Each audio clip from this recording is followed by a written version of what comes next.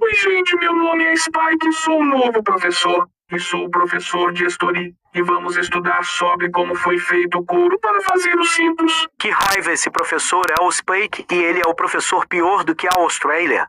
Quem falou isso? Foi eu, sua senhoria. Se você não me respeitar, você vai apanhar com o cinto elétrico da capital de Santa Catarina. Eu não te respeito porque você é muito chato e não tenho medo desse cinto elétrico. Agora você vai apanhar com o cinto elétrico da capital de Santa Catarina.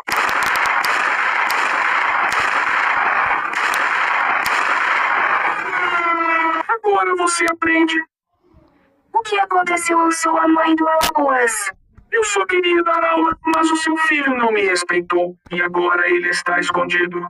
Agora ele vai apanhar e vai ficar sem celular por 20 anos. Me pode emprestar esse cinto?